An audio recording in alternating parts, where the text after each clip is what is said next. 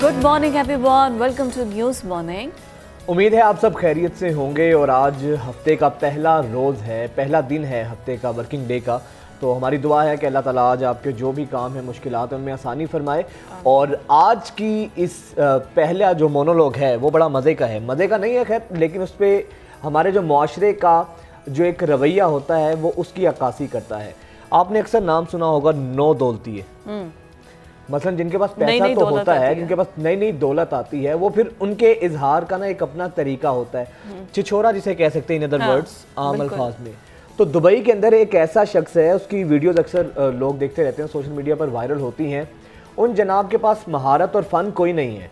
उनका कमाल ये है कि उनको अल्लाह ताला ने कुछ पैसे दिए हुए हैं और वो जो पैसे हैं उन पैसों को वो जाता है किसी शोरूम में जाता है और जिस तरीके से वो बदतमीज़ी के साथ लोगों से बात करता है। और अभी वो वीडियो आपको दिखाते हैं, पहले वो वीडियो दिखा दें। उन पैसों की बुनियाद पर, सिर्फ उसकी कुल पहचान वो पैसा है और वो पैसे से किस तरह अपने तकब्बुर, रौनक और नौ दौलतीपन का मुजाहरा करता है। जनाब, ये है वो शख्स, ये नौ दौलतिया जो कि खूब मैं देख रही थी उसके पीछे कैसे नोटों की गड्डी उठाए हुए उसके जो मुलाजिम थे वो लेकर आ रहे हैं। और उसके बाद वो अंदर एंटर हुआ और लड़की को कहता है कहाँ है तुम्हारा मैनेजर।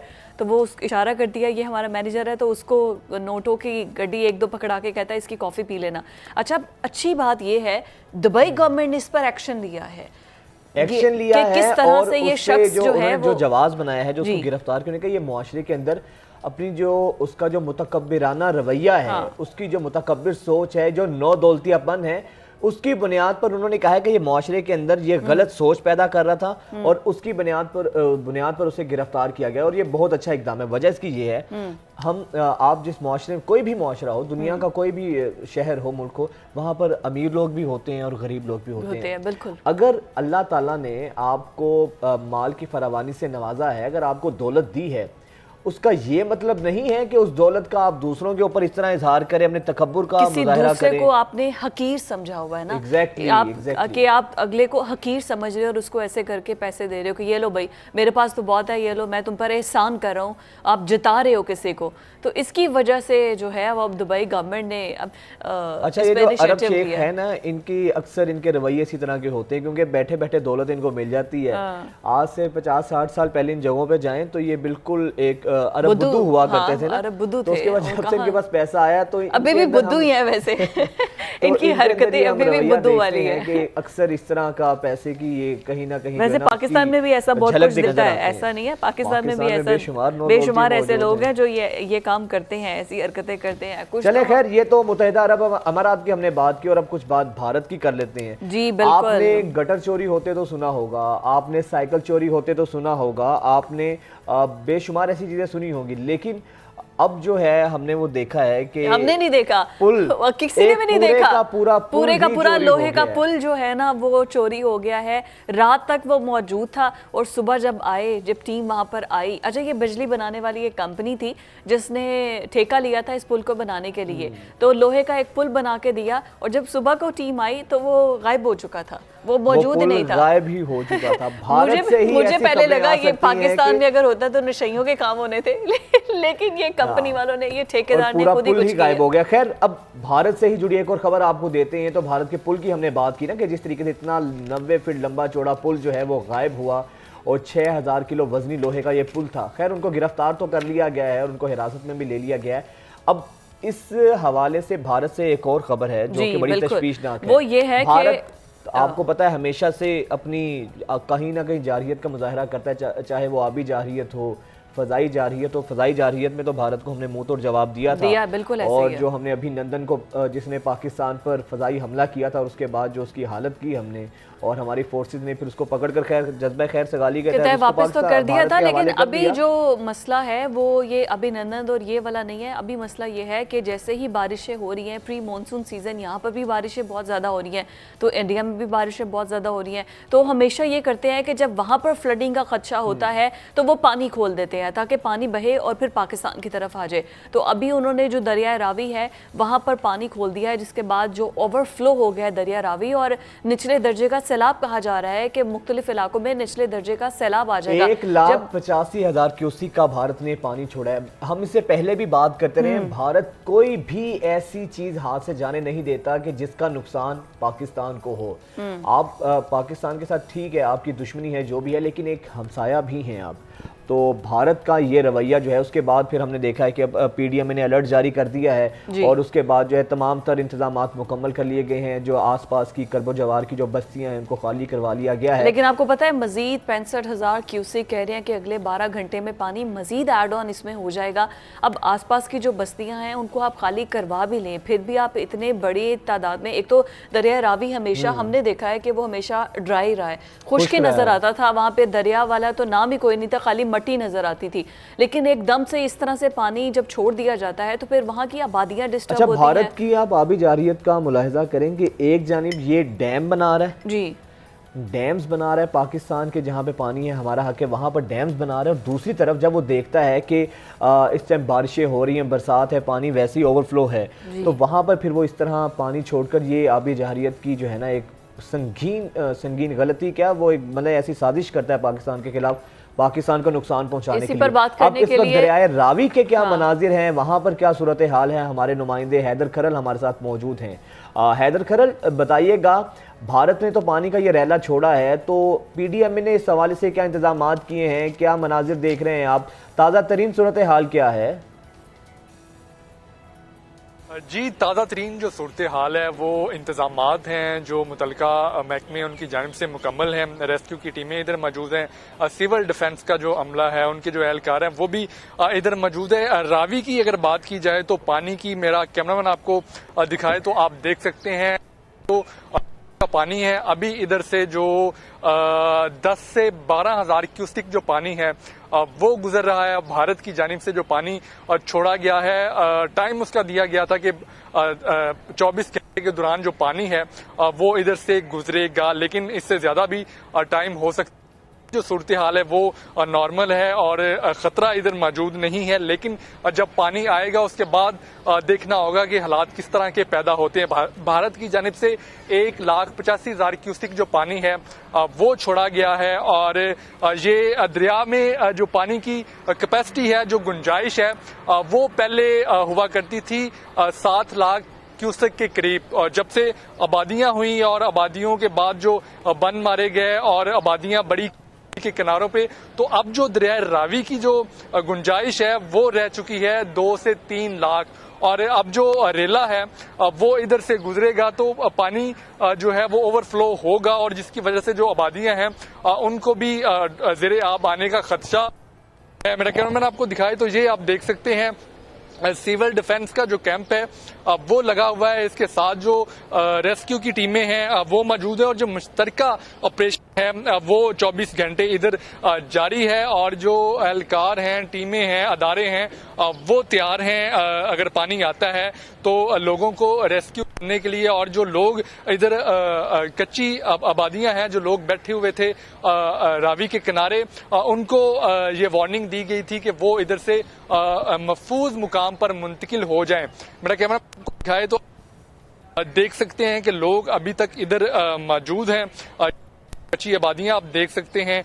और कल तक हमें ये जो घर था ये खड़ा नजर आ रहा था और बार बार इंतजामिया की जानिब से वार्निंग दी गई कि आप घर को खाली कर दें, महफूज मुकाम पर मुंतकिल हो जाएं, लेकिन ये लोग बाजिद थे कि वो इधर से नहीं जाएंगे। उसके बाद इंतजामिया ने ऑपरेशन शुरू किया और इस घर को जो है वो मसमार किया गया और उसके बाद जो लोग हैं वो अभी भी इधर मौजूद हैं। जब मेरी इनसे बात हुई तो इनका ये कहना था कि थोड़ा सा भी पानी छोड़ दिया जाए तो ये जो महकमे हैं वो हमें तंग करना शुरू कर देते हैं, हम इधर ही मौजूद रहेंगे, हम नहीं जाएंगे। लेकिन जब बिल्कुल ठीक है, अभी आपने वहां पे, ये तो सिर्फ एक घर है ना, बाकी भी तो यहाँ पर घर होंगे जो कच्ची आबादियों में लोग रहते हैं।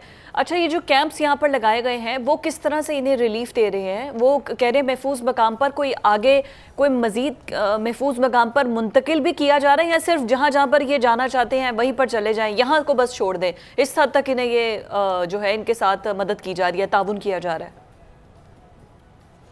अभी तक की जो सूरत हाल है उसके मुताबिक तो इस हद कि इनको कहा जा रहा है कि आप इधर से चले जाएं। महकमों की जानिब से इन्हें कोई सहूलत जो है वो फ्राहम नहीं की जा रही, और ये अपनी मदद आपके तहत ही इधर से जाएंगे। और यही इनका ये कहना है कि जब हमने सारा कुछ खुद ही करना तो हम इधर बैठे हैं, जब आएगा तो फिर अपना सामान जो है वगैरह हम उठा लेंगे।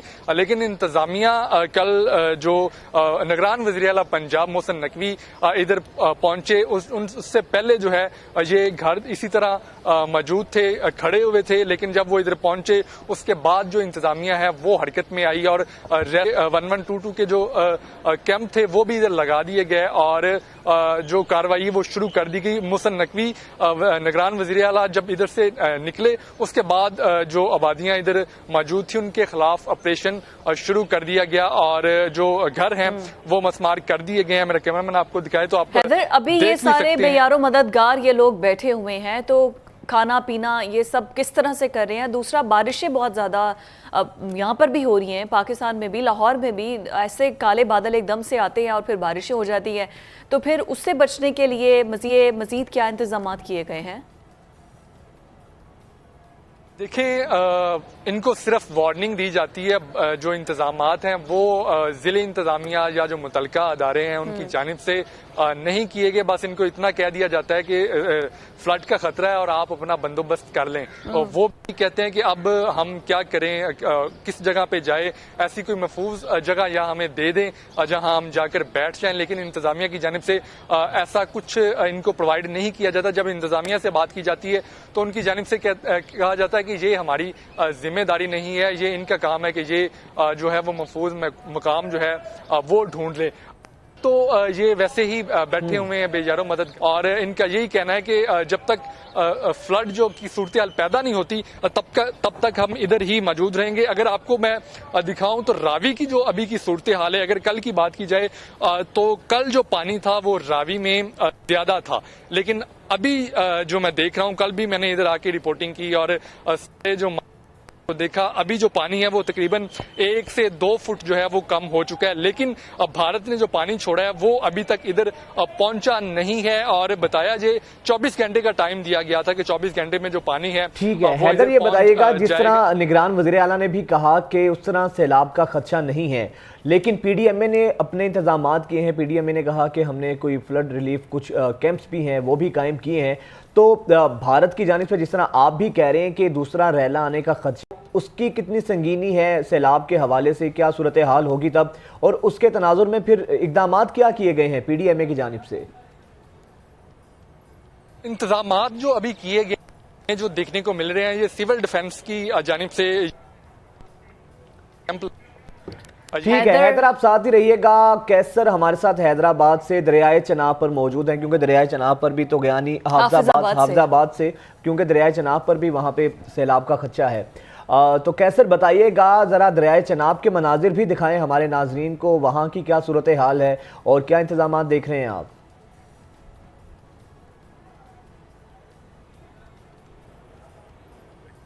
दरमियाने दर्जे का जो है वो सैलाबी रेला जो है वो गुजर रहा है। इस वक्त जो है दरिया चनाब पर मैं मौजूद हूँ जहाँ पे हेड कादराबाद 1,74,000 क्यूसेक जो है रेला वो गुजर रहा है और जो मकामी आबादियां हैं वो ज़ेरे आब आ चुकी हैं। मेरा कैमरा आपको दिखा सकता है कि मैं एक गांव में मौजूद हूँ जो मुकम्मल तौर पर जो है वो ज़ेरे आब आ चुका है। जी अच्छा, मुकम्मल तो अब आ चुका है। तो कैसर कोई ये बताइए, कोई रिलीफ ऑपरेशन यहाँ पर जारी है? जो यहाँ पर लोग थे, कोई जानी नुकसान तो नहीं हुआ? क्या उनको पहले से यहाँ से निकाल लिया गया था? जो दरिया के साथ जो आबादी हैं, कच्ची आबादियाँ, वो जो है कल से ही वार्निंग दे के वो खाली करवा लिया गया है। दूसरी जानब अभी भी जो है फ्लड रिलीफ कैंप जो है वो कायम कर दिया गया है, जिसमें वनी की तारड़, सूखे की मंडी, पिंडी भट्टियाँ, वनड और हाफजाबाद के गिरदोनवा में जहाँ सैलाब आने का खतरा है। वहाँ पे जो है इमदादी कैंप लगा दिया गया है और मुख्तलिफ गाँव में जो है वो डीसी हाफजाबाद की तरफ से ऐलानात करवाए जा रहे हैं कि हाफजाबाद का मौसम कैसा है? एक तो सैलाब की सूरत हाल ऑलरेडी है, लेकिन क्या बारिश वहां पर मुतवक्के की जा रही है? अच्छा, आप ये देखें कि हाफजाबाद में इन एरियाज़ में तकरीबन हर साल ही सैलाब आता है। बिल्कुल तो ऐसे। उसके हवाले से पेशगी इक़दामात करने की बहुत ज़रूरत होती है और ये तमाम तर चीज़ें ठीक है, PDMA ने इस हवाले से अलर्ट भी किया है, तमाम तर चीज़ें हुई हैं, बट फिर भी आप देखें कि नुकसान वहाँ पर जो फसलें तबाह हो रही हैं, वो चीज़ें हो रही हैं, तो उसके हवाले से इक़दामात करने की बहुत ज़्यादा ज़रूरत है, क्योंकि ऑलरेडी इसके बारे में पता होता है। हैदर सजाद और कैसर हमारे साथ, हैदर खरल और कैसर हमारे साथ मौजूद है। आप दोनों का बहुत शुक्रिया। नाज़रीन, ये तो सैलाबी सूरत हाल है। एक तो आसमान से बारिश बरस रही है, फिर जो भारत जब पानी छोड़ता है तो दरियाए चनाब और दरियाए रावी जो है, यहाँ पर आसपास की आबादियों को बहुत ज़्यादा नुकसान होता है, डिस्टर्बेंस होती है। नाज़रीन, स्टे विद अस, ब्रेक के बाद हाजिर होते हैं।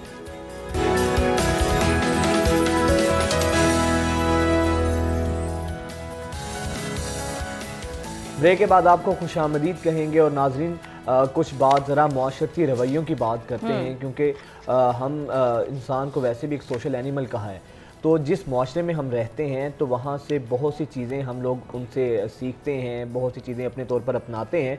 तो मुआशरती रवैयों के अंदर एक बहुत अहम रवैया जो हमारे घर में अक्सर हमें देखने को मिलता है, सिगरेट नोशी। आप सबको पता है कि कितनी ये मुज़र सेहत है और सेहत के लिए कितनी नुकसानदेह है।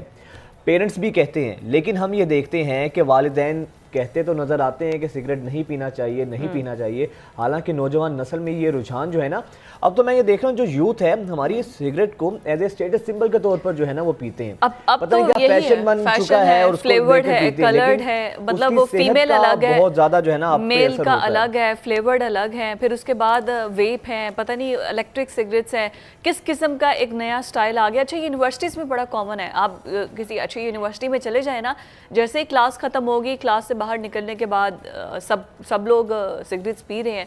अच्छा, बड़ा नॉर्मल हो गया है। अब इस चीज़ को सोसाइटी के अंदर ना नॉर्मलाइज किया जा रहा है, बजाय कि इसको किया जाए कि डिस्करेज किया जाए, इसको नॉर्मलाइज किया जा रहा है। एक फैशन रिलेटेड भी इसको नॉर्मलाइज किया जा रहा है, दूसरा इट्स अ ट्रेंड। इसमें कौन सी गलत बात है? नॉर्मलाइज इस तरह होता है ना, जब आप ड्रामाज में हर जगह पे आप लोग दिखाते हैं सिगरेट पी रहे हैं लोग, तो वो चीज़ें आम हो जाती हैं। और सबसे बुनियादी वजह जिस पर आज हमने बात करनी है वो ये है, जो वालिदैन होते हैं, जो घर में फादर्स वगैरह होते हैं, वो अपने बच्चों के सामने, वालिद साहब अपने बच्चों के सामने घर में बैठ के सिगरेट पी रहे होते हैं, गाड़ी में आप बैठे हैं सिगरेट पी रहे होते हैं। उसका एक नुकसान तो ये होता है क्योंकि बच्चे जो होते हैं वो कहने से नहीं सीखते, वो देखने से सीखते हैं। अच्छा, जो पेरेंट्स ये करते तो हैं, आपने अच्छा, कह दिया उनके सामने पी रहे हैं। आप मुख्तलिफ ऐसे देखें, हमारी सोसाइटी में ऐसी एग्जांपल्स हैं कि पेरेंट्स, चचू या कोई भी जो रिश्तेदार है वो उसको कहता है जाओ जरा भाग के उधर से सिगरेट तो लेके आओ, मेरा नाम लेके कहना, पैसे नहीं तुमसे लेगा, तुम मेरा नाम लेके उनसे सिगरेट ले आओ। अच्छा, इन रवैयों का बच्चों की सेहत पर क्या असर पड़ता है सिगरेट पीने से, और फिर कैसे आप ये तवक्को रख सकते हैं कि जब आप अपने बच्चों के सामने सिगरेट पिएंगे तो उसका नफ्सियाती तौर पर बच्चों पर क्या असर होगा और बच्चे भी फिर सिगरेट नोशी पे ही लगेंगे? ज़ाहिर बात है जो पेरेंट्स को देखेंगे। इसी तमाम तर मामले पर बात करने के लिए माहिर तालीम, मारूफ motivational speaker doctor Javed Iqbal साहब हमारे साथ मौजूद हैं। सर, बहुत शुक्रिया, आपको खुशामदीद कहते हैं प्रोग्राम में। डॉक्टर साहब, ये जो समाजी रवैया है और पेरेंट्स का ये जो बिहेव होता है, सिगरेट सब कहते हैं एक लानत है, मुज़र सेहत है, सिगरेट की डब्बियों के ऊपर भी लिखा होता है, लेकिन जब वालिदैन अपने बच्चों के सामने सिगरेट नोशी करेंगे तो सर बच्चों की सेहत पर इसका क्या इम्पैक्ट होगा? सोशली ये कितना नुकसानदेह है? जी बहुत बहुत शुक्रिया। देखें, ये तो बहुत बड़ा सेहत का मसला भी है। सिर्फ सोशल मसला तो अपनी जगह पर है, लेकिन दुनिया में अब सिगरेट नोशी एक्चुअली कम हो रही है, क्योंकि ये देखा गया है कि जो और नशे हैं उनकी निस्बत सिगरेट के नुकसानात बहुत ज़्यादा हैं। आप सर के बालों से लेकर पैर की टो तक जाएं, कोई बीमारी ऐसी नहीं है कि जिस बीमारी में कोई ना कोई सिगरेट से लिंक ना हो। और कुछ बीमारियां तो ऐसी हैं जो कि बिल बहुत जानलेवा हैं। मसलन दिल की बीमारियां, हार्ट अटैक, मसलन लंग का, फेफड़े का कैंसर, मसलन मसाने का कैंसर, मसलन टांगों के अंदर खून की शरियानों का पतला हो जाना, जिसको बर्जर्स डिजीज़ कहते हैं, जिसकी वजह से टांग को काटा भी जा सकता है। ये सारी की सारी, और मुंह का कैंसर, ज़बान का कैंसर, हलक का कैंसर, और ये कैंसर एक दफ़ा हो जाएं तो और अर्ली स्टेज पे ना पकड़े जाएं तो ये बिल्कुल जानलेवा बीमारियां हैं। इसलिए शायद आपके इल्म में ही होगा ये बात कि बरतानिया के अंदर मुझे मालूम है, मुझे नहीं मालूम अमेरिका में ऐसा है कि नहीं, कि आप अपनी गाड़ी में भी सिगरेट नहीं पी सकते। अगर आप अपनी गाड़ी में सिगरेट पीते हुए देख लिए जाएं तो ये बहुत बड़ा जुर्म तस्वुर किया जाएगा, हालांकि आप अपनी गाड़ी में बैठे हैं और आपको गाड़ी से बाहर निकलकर खुली फिजा में सिगरेट पीनी पड़ती है। पब्लिक प्लेसेस पर सिगरेट पीना बिल्कुल मना है। और बरतानिया के अंदर मुझे ये बात मालूम है कि आप अपने घर में भी सिगरेट नहीं पी सकते। मैं आपको एक छोटा सा वाकया बताना चाहता हूँ। मेरे बहुत अजीज जो हैं वो वहाँ रहते हैं इंग्लैंड के अंदर, तो वो मुझे कहने लगे कि भाईजान ज़रा मैं बाहर जाके सिगरेट पी आऊँ। तो मैंने कहा यार तू तो बड़ा दलेर सा आदमी है, तो घर में, तो कहता नहीं जी घर में पिछली दफ़ा मैंने सिगरेट पी थी तो थोड़ी देर बाद पुलिस आके मुझे पकड़ के ले गई थी। तो मैंने गैस किया, मैंने कहा कैसे पता चला होगा तुम्हें, वो स्मोक अलार्म लगे हुए हैं घर में उसमें? तो उसने कहा नहीं, स्मोक अलार्म तो मैं बंद कर देता हूँ जब सिगरेट पीता हूँ, लेकिन मुझे मेरे बेटे ने टेलीफोन कर दिया, उसके बेटे ने पुलिस को फोन कर दिया कि मेरे अब्बा बेटे ने टेलीफोन कर दिया। इसलिए कि बच्चों को स्कूल में ये बात बताई जाती है कि आपके वालिद होंगे मगर आप जी आवाज आ रही है? जी जी बिल्कुल सुन पा रहे हैं सर। हाँ, आप जो हैं बरतानिया के शहरी हैं और हम और किसी को ये हक नहीं है कि वो आपके फेफड़ों को खराब करे, चाहे वो आपके वालिद ही क्यों ना हो। बिल्कुल ठीक बात है, अच्छी बात है ना इस तरह की एग्जांपल। बट सर आपको नहीं लगता कि एक तो आपने जिस तरह से बताया कि मुज़र सेहत है बहुत ज़्यादा, मुख्तलिफ किस्म की कैंसर्स हो जाते हैं, अब इसको रोकने के लिए हर साल भारी टैक्सेस आयद की जाती है, ड्यूटी बजट के अंदर बहुत ज़्यादा महंगे कर दिए गए हैं सिगरेट्स पाकिस्तान में, बट स्टिल अवेलेबल हैं। अच्छा, उसके निस्बत आपने जैसे इंग्लैंड की एग्जांपल दी, वहाँ पर तो मतलब कि आपकी पूरी एक दिन की जो आपको कमाई है वो अगर आप सिगरेट पीना चाहते हैं तो उसमें चले जाएगी। इतना एक्सपेंसिव कर दिया उन्होंने सिगरेट्स को। आपको नहीं लगता यहाँ पर भी उस हद तक ही एक्सपेंसिव हो जाने चाहिए? हमारे तो हर गली मोहल्ले में कोई ना कोई खोखा होता है पान का, जहाँ से ये बड़े इजीली मिल जाते हैं। जी बिल्कुल, ये बात ठीक है, लेकिन मुझे वैसे कभी भी ये बात समझ में नहीं आई कि जब हमें सबको ये पता है कि सिगरेट पीना मुज़र सेहत है, हुकूमत को भी ये बात पता है, मीडिया भी इसको ये कह रहा है, तो हम सिगरेट की फरोख्त को बैन क्यों नहीं कर देते?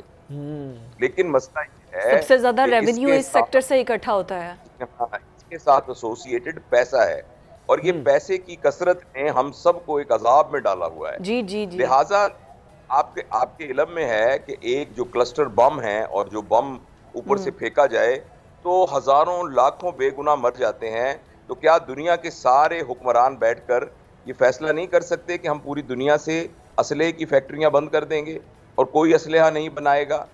लेकिन ऐसा क्यों नहीं हो रहा? इसलिए नहीं हो रहा कि असलहा का बिजनेस दुनिया का सबसे ज्यादा प्रॉफिटेबल बिजनेस है।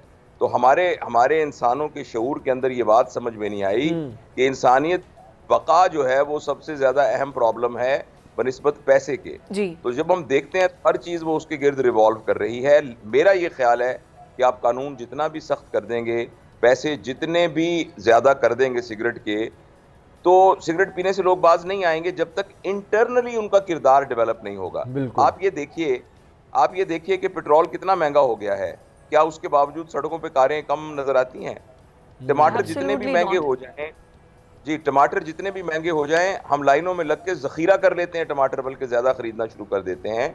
तो ये जो एक रवैया है ना, मुआशरती रवैया, इसका ताल्लुक किरदार के बनने से है, इसका ताल्लुक अंदर से तरबियत होने से है।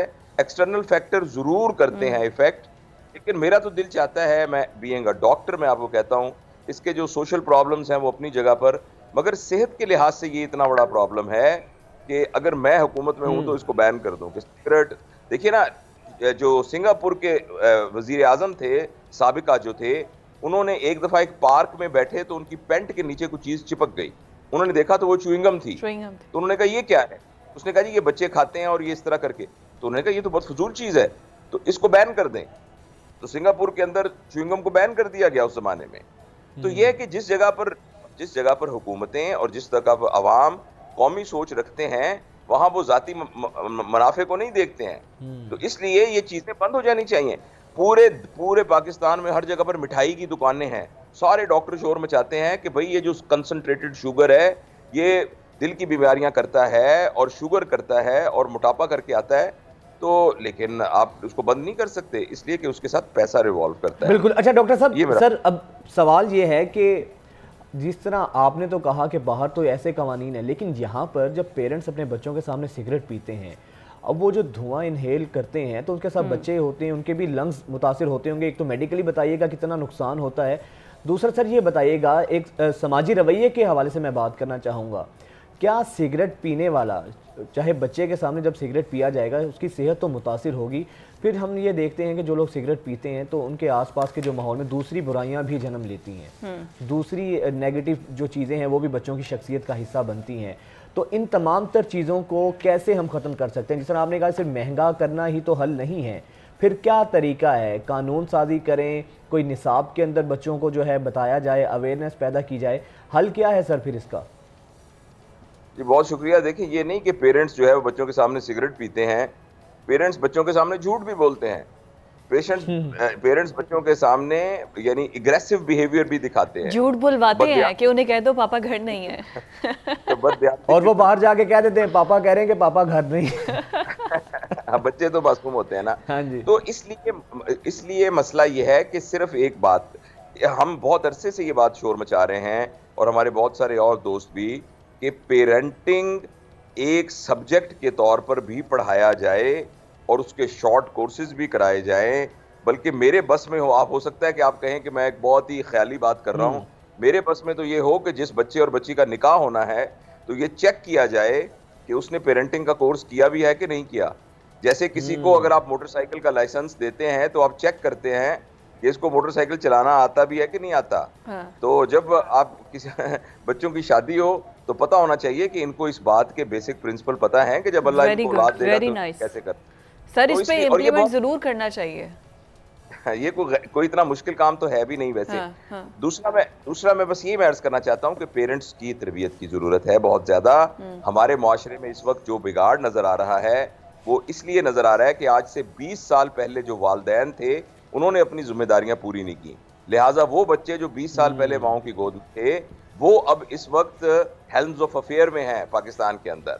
और लिहाजा अगर हम अगले 20 साल में पाकिस्तान के हालात ठीक करना चाहते हैं, सिर्फ सिगरेट से मुताल्लिक नहीं बल्कि सारे रवैयों के मुताल्लिक, ईमानदारी, दयानतदारी, पैट्रियटिज्म, वतन से मोहब्बत वगैरह वगैरह, तो हमें आज उन बच्चों पर मेहनत करनी पड़ेगी जो हमारी गोदों में या जो अभी दुनिया में आए भी नहीं है। अगर हम अब करेंगे तो 20 साल बाद पाकिस्तान की शक्ल खूबसूरत निकलेगी इंशाल्लाह। आई होप सो कि इस पर अमल भी कर लिया जाए। बहुत शुक्रिया डॉक्टर साहब हमारे साथ मौजूद थे। और अच्छा एक आप खुद तो अपने इनहेल कर रहे हैं ना, बहुत जरूरी है। पेरेंट्स को बच्चों से ज्यादा पेरेंट्स को तरबियत की ज्यादा जरूरत है, क्योंकि बच्चों ने आगे पेरेंट्स ने अगली नस्ल की तरबियत करना होती है। लेकिन पेरेंट्स जब अवेयर नहीं होंगे, पेरेंट्स जब खुद बच्चों के सामने सिगरेट पिएंगे तो फिर बच्चे क्या करेंगे? नाज़रीन ब्रेक के बाद हाजिर होते हैं।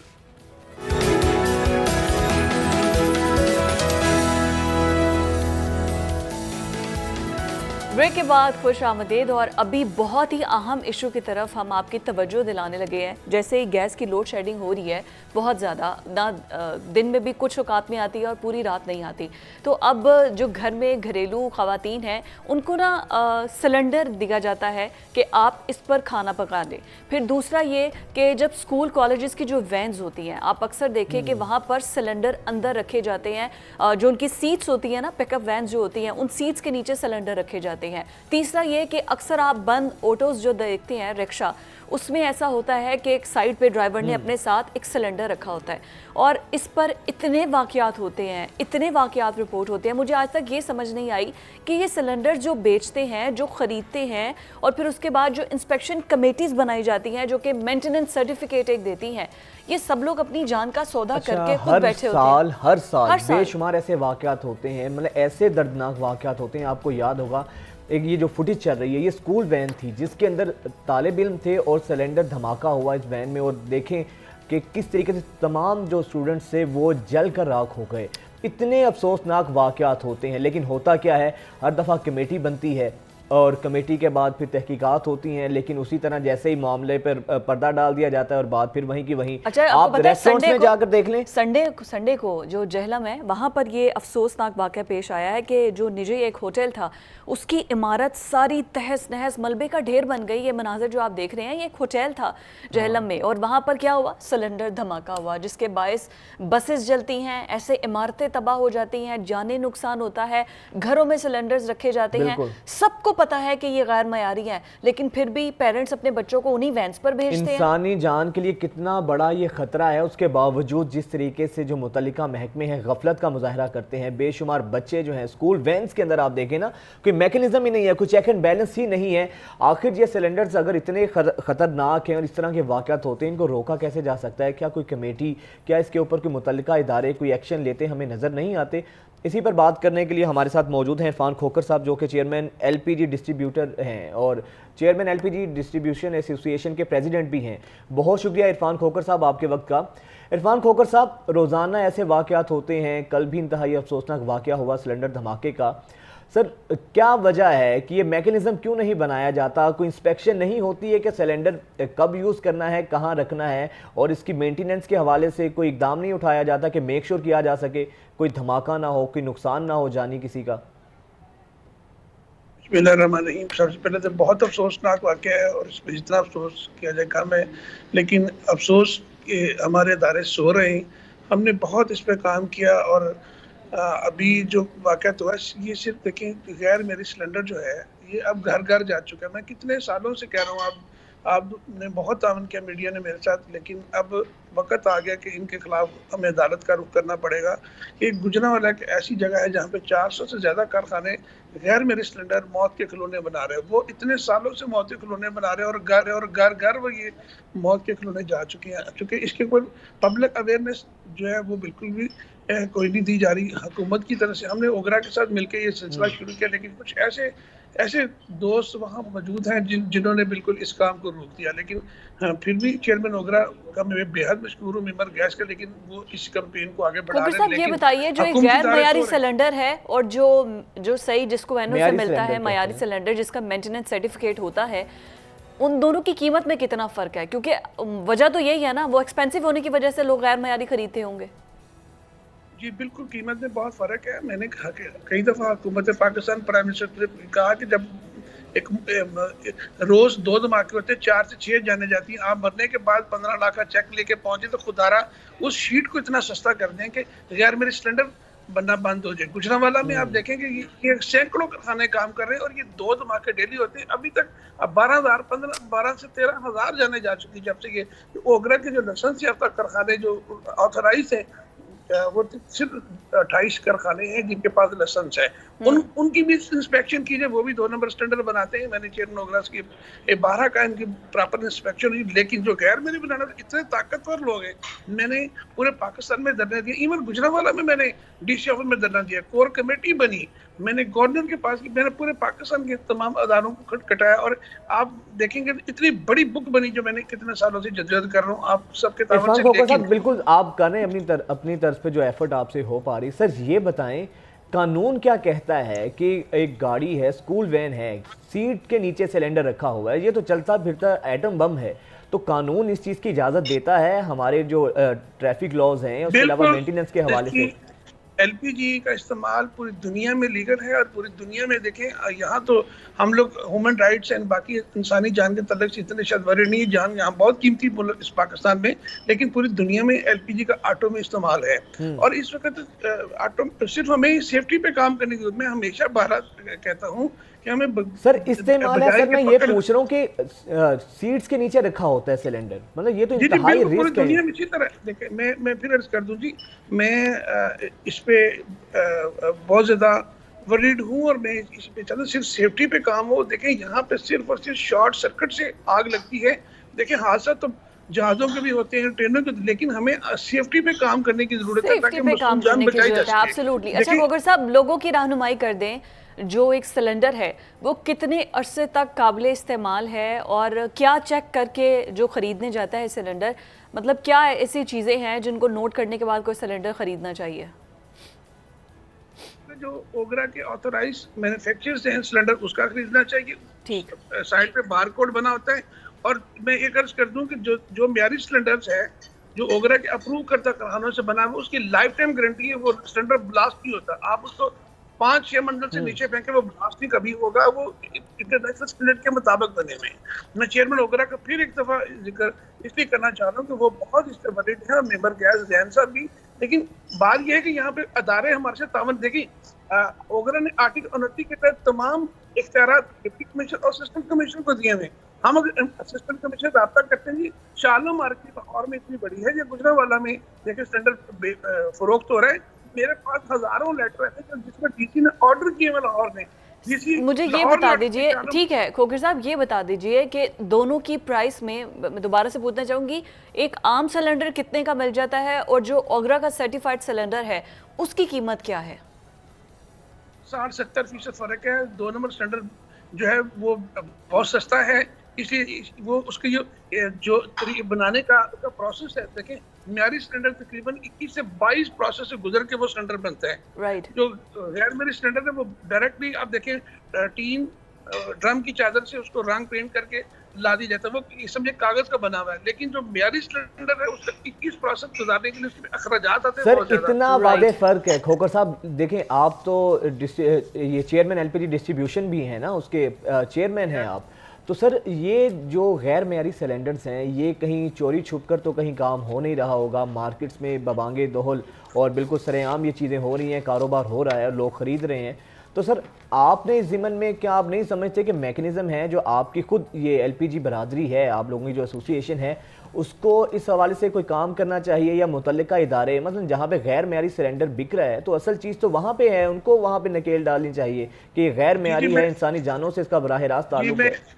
मैं कर दूं कि हमने पूरे मुल्क में धरने, इवन गुजरांवाला में सैकड़ों कारखानों के लिए मैंने पूरा दिन धरना दिया। गुजरांवाला का तमाम शहर बंद रखा, मैंने एहतजाज किए, हमने धरने दिए, लेकिन यहाँ पे देखें, मैं कहता हूँ कि हुकूमत का ऑर्डर है। यहाँ पे डिप्टी कमिश्नर ने हुक्म निकाला कि शालो मार्केट में मौत के खिलौने बिक रहे हैं, लेकिन आज तक हम उसको रोक नहीं सके। गुजरांवाला की कोर कमेटी में आज तक हम रोक नहीं सके।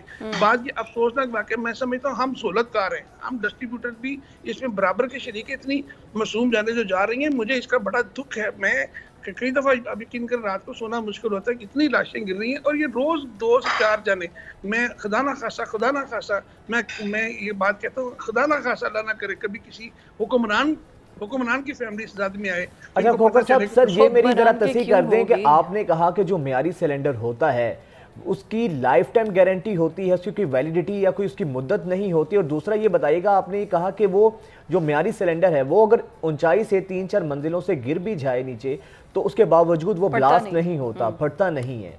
ये जरा सर काइंडली दोबारा इसका जरा हमें गाइड कर दीजिएगा। जो इंटरनेशनल स्टैंडर्ड के मुताबिक बनाए उसको पहले 5 साल के बाद पब्लिश किया जाता है, फिर 10 साल के बाद उसकी लाइफ टाइम गारंटी होती है। वो इतने प्रोसेस से गुजर के बनता है जिस तरह इंटरनेशनल। मैं फिर अर्ज कर दूं कि पूरी दुनिया का सबसे अच्छा सिलेंडर गुजरांवाला में बनता है। अल-अदीद एक कंपनी है, एमटेक है लाहौर में, हाईटेक है, यहाँ फास्ट ट्यूब है, बहुत अच्छी कंपनी। मैं फिर अर्ज कर दूं कि ये वो जब पाकिस्तान में जब ओगरा वजूद में आई तो किसी के पास कोई लाइसेंस इनिशिएटिव लेने की ज़रूरत है। बहुत शुक्रिया इरफान खोखर साहब हमारे साथ मौजूद थे, और घर में भी बाहर भी तमाम लोगों को अपनी जान किसको प्यारी नहीं होती, तो बजाय के पैसे बचाने के लिए उसके बाद थोड़ा महंगा ले लें, बट कम से कम आपकी जानों के, आपके प्यारों की जानें तो इससे बच सकती हैं। और स्पेशली जो वैन्स होती हैं कॉलेज की या स्कूल की जो गाड़ियाँ होती हैं जो जिसमें बच्चों को लेकर जाया जाता है, उसमें पेरेंट्स की ये जिम्मेदारी बनती है कि उन वैन्स को चेक किया जाए कि वो सिलेंडर का इस्तेमाल तो नहीं करी। ऑटोज में सिलेंडर रखे होते हैं। ज़्यादा ओगरा की मुतल्लिका इदारों की निज़ामिया की जिम्मेदारी है कि आप इतनी एक्टिव होती तो ऐसा ना होता। रोजाना इतने वाक़यात होते हैं, रोजाना जो है ना सैकड़ों दर्जनों जानों का ज़या होता है, तो कम से कम इंतजामिया को, हुकूमत को चाहिए इस हवाले से कोई इक़दाम करें। अब आगे बढ़ते हैं, ज़रा ख्वाजा आसिफ साहब की बात करते हैं जो अक्सर बड़े तुमदो तेज़ बयानात देते नजर आते हैं। अब ख्वाजा आसिफ साहब ने, मसला वही है ना कि बर्फ गिरती है तो बेचारे मुसलमानों पर। अब गरीब आदमी, उन्होंने सियालकोट में एक तकरीब में खिताब करते हुए कहा है कि जो चने बेचने वाले हैं जी, ये 50-50 लाख रुपए कमाते हैं, इनसे टैक्स लें।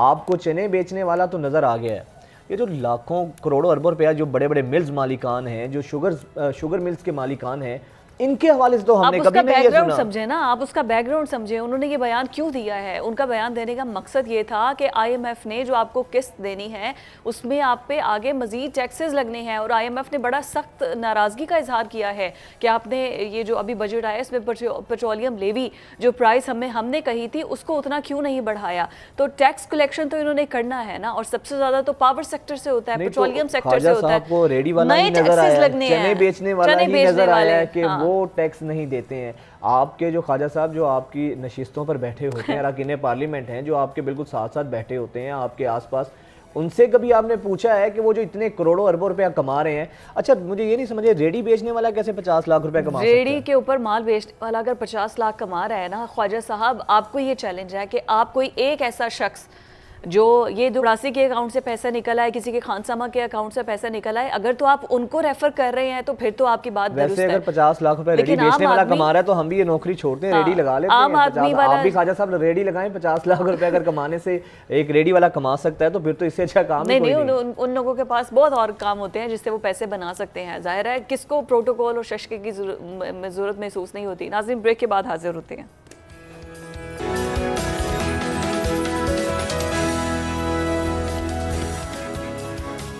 ब्रेक के बाद आपको खुश आमदीद कहते हैं। अभी हम आपसे कुछ वर्ल्ड कप के हवाले से बात करते हैं कि अभी एक्साइटमेंट लेवल अभी से इतना ज़्यादा है, लेकिन अभी एक्साइटमेंट को आप थोड़ा सा ब्रेक लगाएं क्योंकि पाकिस्तान ने अब इसमें थोड़ा सा ट्विस्ट लेकर आए हैं। अच्छी बात है वैसे, थोड़ी कभी कभी ना पाकिस्तान को भी आंखें दिखा देनी चाहिए। ट्विस्ट ये आया है, कभी कभी दिखाने से क्या मुराद, दिखानी चाहिए जहाँ पे बनता है, जहाँ पे लेकिन आपका हक बनता है वहाँ पे चीज मैच ना से हो तो महरूम फिर ना करें ना, हमें मैच से इतना वो हाई वोल्टेज टाकरा होता है उससे महरूम ना करें। एशिया कप में मेज़बानी पाकिस्तान के पास है, वर्ल्ड कप की मेज़बानी इंडिया के पास है। इंडियन प्लेयर्स पाकिस्तान आने को तैयार नहीं है एशिया कप में खेलने के लिए, और अब पाकिस्तान ने कह दिया है कि अगर एशियन चैंपियंस ट्रॉफी खेलने के लिए अगर वो लोग नहीं आते हैं पाकिस्तान में इंडियन प्लेयर्स, तो फिर वर्ल्ड कप के लिए पाकिस्तान भी अपने प्लेयर्स को इंडिया नहीं भेजेगा। अच्छा मुझे आप ये बात बताएं, देखें पाकिस्तान ने इस वाले से वज़ीर आज़म साहब ने भी एक्शन लिया है जी। और वज़ीर ख़ारजा बिलावल भुट्टो की क़यादत में एक वफ़द जो है या एक कमेटी भी तश्कील दी है जो भारत जाएगी, बात करेगी कि पाकिस्तान में खेलें। अगर इस सब काविशों के बावजूद, पाकिस्तान की इन कोशिशों के बावजूद पाकिस्तान को उसके हक़ मेज़बानी से महरूम किया जाता है तो फिर तो मेरा ख्याल है कि पाकिस्तान के पास भी ये हक़ है कि पाकिस्तान भी जाने से इनकार करे। इसमें तो कोई दो राय नहीं है ना। आपका ठीक है हाई वोल्टेज टाकरा है, पाकिस्तान भारत का मैच है, दोनों मुल्कों के जो अवाम है वो उनको देखना चाहते हैं, बट आपकी सेल्फ इंटेग्रिटी जिसको कहते हैं वो पहले आती है, आपकी डिग्निटी पहले आती है। अगर एक भारत आपको आना ही नहीं, आपको यानी कि मेज़बानी से महरूम करना चाह रहा है तो उसके बाद फिर पाकिस्तान का भी हक है कि पाकिस्तान ना जाए। वोल्टेज हाई वोल्टेज टाकरे होते रहेंगे बाद में। इस टाकरे से अब देखना यह है ये जो अभी दो गवर्नमेंट्स के दरमियान जो इतना हाई वोल्टेज टाकरा है इसका क्या रिजल्ट निकलता है। स्पोर्ट्स एक्सपर्ट इरफान ज़हीर साहब हमारे साथ प्रोग्राम में मौजूद हैं, उनको वेलकम करते हैं। गुड मॉर्निंग इरफान, मुझे ये बताइए कि हम फिर क्या समझे, एक मैच से पहले एक मैच पड़ गया है, वहाँ प्लेयर्स ने ग्राउंड में होना था, यहाँ पर दो गवर्नमेंट्स आपस में ग्राउंड में है। अच्छा मज़े की बात है कि हमारे तो इदारे भी आपस में लड़ाई, चेयरमैन पीसीबी नजम सेठी का कुछ और था, अभी ज़का अशरफ आए हैं उनका कुछ और है, जो बैनुल सूबाई वजीर हैं उनका स्टेटमेंट कुछ और आता है, उधर से विफाक का स्टेटमेंट कुछ और आता है, तो हम तो ऑलरेडी बड़े कंफ्यूज्ड हैं। देखिए इसमें सिर्फ ये एक्साइटमेंट की हद तक या स्टेटमेंट की हद तक ही मुझे सब कुछ नजर आ रहा है। पाकिस्तान में जाना है और जरूर जाएगा, ये सिर्फ स्टेटमेंट की नजर आ रही है। अच्छा वाह, ये खबर दे रहे हैं आप। ऐसी है, ये सिर्फ दिखावे की हद तक नहीं, ये रियलिटी बता रहे हैं। यानी कि हमारी आवाम को उनके जज्बात की तर्जुमानी करने के लिए, उनको मुतमईन रखने के लिए सब एक्सरसाइज हो रही है।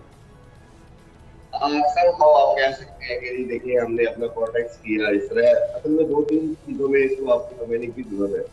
नंबर वन ये है कि जो इंटरनेशनल आईसीसी के जो मेंबरान आए थे जिसमें हमने देखा था उनके चेयरमैन चीफ एग्जीक्यूटिव आए थे, उन्होंने जब किसी बात की और सारा अपना मौक़िफ़ रखा और हमने कहा कि हमें ये देखें एशिया कप खेलने नहीं आ रहे, दुनिया की सारी टीमें आ रही हैं, तो उन्होंने बड़ा क्लियरली कहा था कि एशिया कप सेपरेट है, सेपरेट है। और आपने एशिया कप में जो भी आपकी डिसीजन आप लेते हो या जो भी चीजें सेटलमेंट थी आपकी, उसका आईसीसी के कोई तल्लुक नहीं है। उसमें फिर उन्होंने डिसाइड ये किया कि बाद में आपका हाइब्रिड मॉडल एक्सेप्ट हुआ पहले तो इंडिया कह रहा था कि एशिया कप पाकिस्तान के बगैर होगा, पाकिस्तान को हम रखेंगे ही नहीं। ऑब्वियसली फिर वो 5 मुल्क की कोई टूर्नामेंट करवाना चाह रहे थे। हाँ, 5 मुल्क की टूर्नामेंट हमारे बगैर ही वो करवाना चाह रहे थे, कहते नहीं एशिया कप होता तो ना हो। वो बेसिकली इस तरह की हरकतें करके देखता है कि पाकिस्तान रिएक्शन क्या देता है। फिर जब वो छेड़खानी करता रहता है ना। हाँ, वो जब देखा तो फिर उन्होंने कहा जी अच्छा चले हाइब्रिड मॉडल सेट कर लेते हैं। हमने कहा चले 4 मैचेस ही सही, 4 इधर करवा लें, 9 मैचेस श्रीलंका में करवा देते हैं। इस तरह हमने उसको भी अपनी जीत समझा, लेकिन चले कुछ ना कुछ तो हमें हासिल हुआ उसमें। अब जहाँ तक आईसीसी की बात है, आईसीसी की मैचेस को खेलना आपकी मजबूरी है। अगर हम न्यूट्रल वेन्यू पे करवा देते ये तो बहुत बड़ी जीत है, मेरा ख्याल से बड़ी जीत हो नहीं सकती, लेकिन तो मुझे नजर नहीं आ रहा। इसके 2-3 रीजन है। एक तो ये है कि आईसीसी के जो मेंबरान आए थे उन्होंने कहा था कि आप आईसीसी का वर्ल्ड कप जो होने जा रहा है। लेकिन इरफान भी ये बताएं, आपने कहा ये बहुत बड़ी जीत है, तो इरफान ये जीत किसकी है, भारत की है या पाकिस्तान की है? क्योंकि पाकिस्तान का तो मेजबानी का हक पाकिस्तान के पास था। पाकिस्तान में वो अगर भारत मैच नहीं खेलता तो ये तो जीत अल्टीमेटली तो फिर भारत की हमें नजर आएगी। भारत की जीत देखिए, अब वो इसमें जहां समझने की कोशिश है, मैं वही क्लियर करना चाह रहा था। भारत जो है वो 80% जो ब्रॉडकास्टिंग के राइट्स और जो स्पॉन्सरशिप है वो आईसीसी को दे रहा है। इसी वजह से जो भी रेवेन्यू की, शायद मैंने आपके शो में भी बात की थी, जो रेवेन्यू की एनुअल डिस्ट्रीब्यूशन हुई है उसमें 36% के करीब जो शेयर है वो भारत को दिया गया, हमें 5% दिया गया। इंग्लैंड और ऑस्ट्रेलिया जो बड़े जाइंट माने जाते हैं उनको भी 6% दिया गया।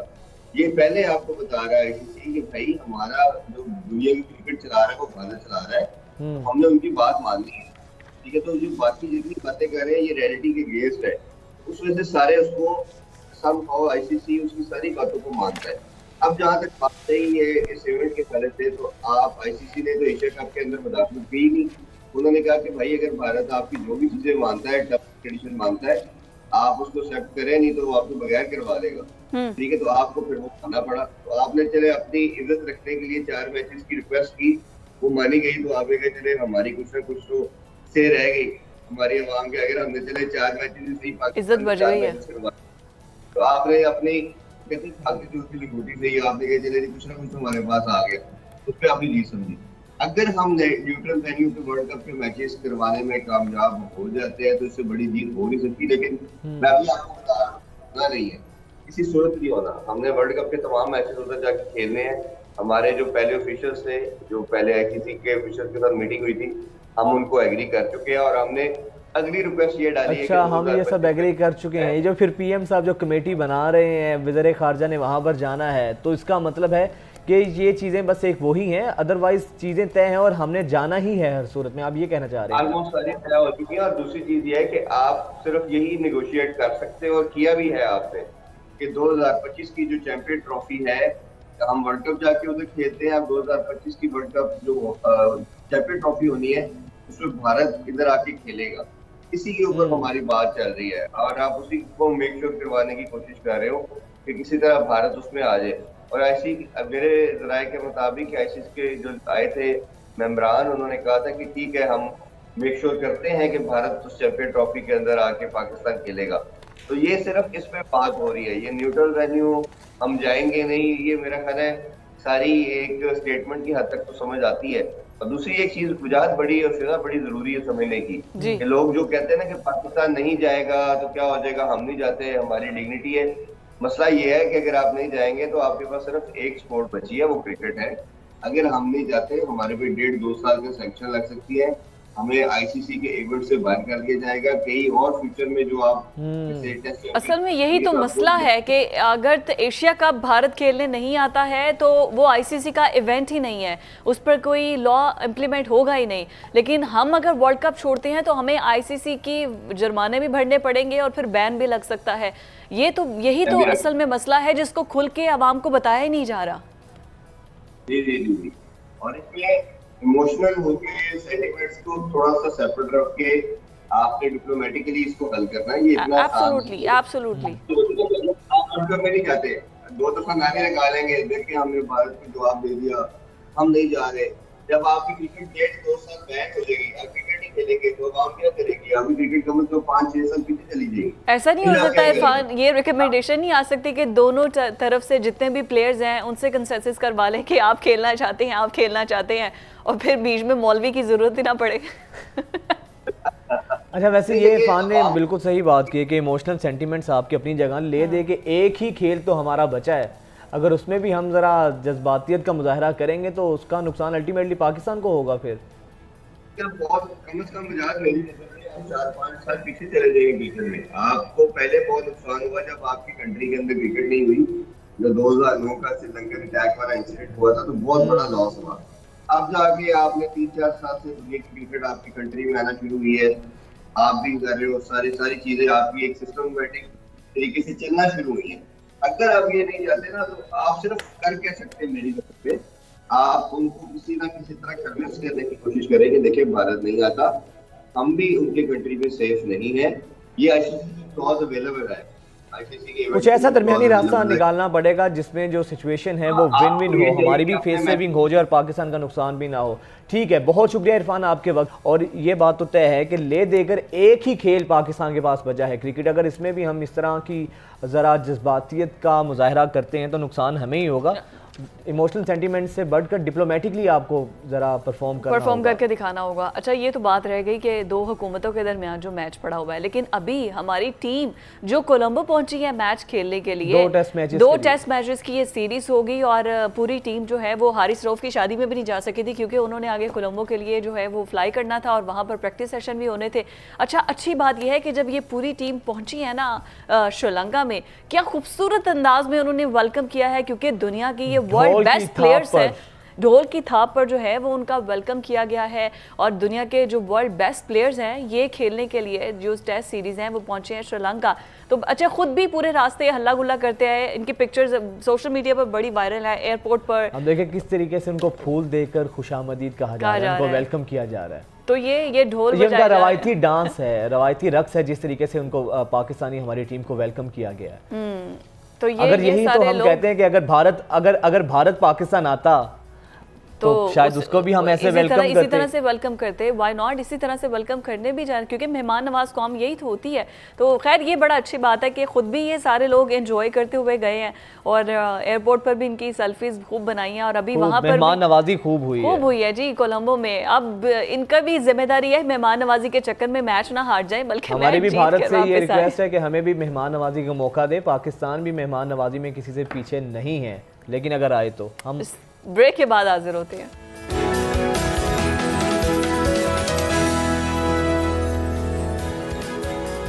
ब्रेक के बाद एक दफ़ा फिर से आपको खुशामदीद कहेंगे। नाजरीन, हमारे नौजवान कोई भी खेल का मैदान हो, कोई भी तालीम का मैदान हो, हर महाज पर अपनी सलाहियतों का लोहा मनवाया है, लेकिन आज हमारे साथ एक ऐसे मेहमान मौजूद हैं जिन्होंने तनसाजी, जिसे बॉडी बिल्डिंग कहते हैं, मालदीव में इस south Asian body building championship का इनेकाद हुआ, जहां पर हमारे इन शेरदिल जवानों ने, इन नौजवानों ने भारत को भी पिछाड़ा है और गोल्ड मेडल हासिल किया है। यानी कि भारत को हराकर अपने नाम इन्होंने ये एजाज़ हासिल किया है। 2 साल में दूसरी बार उन्होंने ये 2022 में भी इन्होंने गोल्ड मेडल हासिल किया था, और एक दफ़ा फिर से इन्होंने 2023 में पाकिस्तान का नाम रोशन किया है, और गोल्ड मेडल आज उन्होंने ये गोल्ड मेडल का ये जो एजाज़ है अपने नाम किया है। शहजाद कुरैशी साहब हमारे साथ इस वक्त मौजूद हैं, जिन्होंने ये एजाज़ अपने नाम किया है और पाकिस्तान का नाम रोशन किया है। शहजाद, आपको तो सबसे पहले बहुत बहुत मुबारक हो, आपको खुशामदीद कहते हैं। शहजाद, ये बताइएगा, 2022 में भी आपने पाकिस्तान का नाम रोशन किया और आज फिर आपने एक दफ़ा फिर से ये एजाज़ जीत कर पाकिस्तान का नाम रोशन किया है, महसूस कैसा हो रहा है, फीडबैक कैसा आ रहा है आपको?